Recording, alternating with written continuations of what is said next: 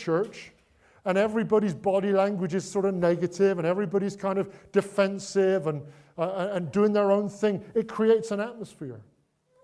But when you walk into a church and everybody's open and people smile and people hug each other, or if you're British, shake hands at 3.5 feet, distance, whatever it might be. It creates a different kind of atmosphere.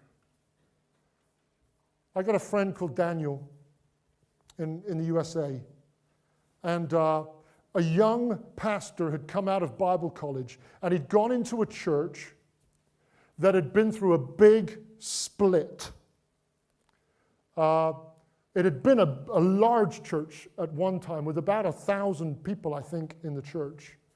And the church, the previous pastor had had a big moral failure, as so often seems to happen, and things had gone terribly wrong, and the congregation had dwindled from about 1,000 down to 80 or 90 people rattling around in this big building. And my friend Daniel, his young friend, had come out of Bible college and had gone into that church.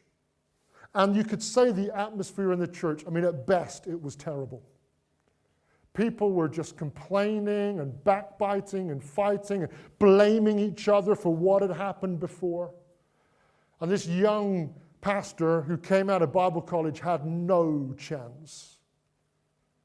People started criticizing him. He's not his preaching isn't deep enough. His preaching isn't as good as the old pastor, and on and on and on and on.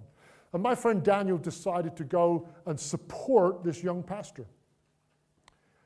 He said, I'll just show up, and you don't have to pay me anything. I'll just come, and I'll sleep in a room in the back of the church and on a camp bed, and I'm just going to support you. And so Daniel said all he did was he started to act the way people should act. And he just greeted people with a smile on his face.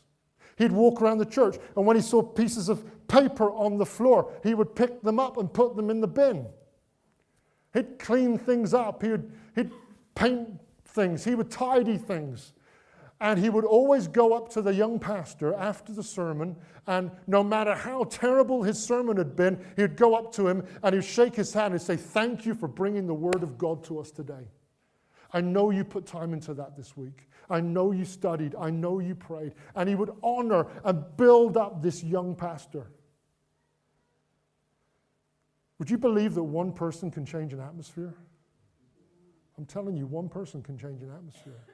Because one person becomes two, and two become three.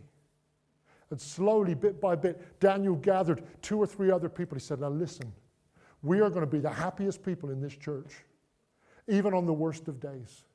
And we are going to be positive, and we are going to refuse to complain about anything. And see that young pastor, we are going to honor him as though he was Billy Graham himself." And that's what they begin to do.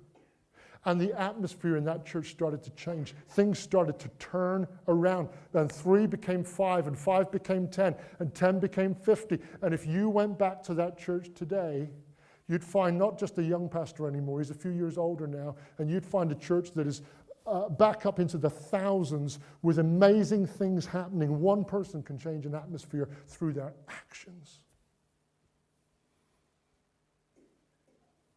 Words create atmospheres. Actions create atmospheres. And then attitudes create atmospheres, don't they? Now, I know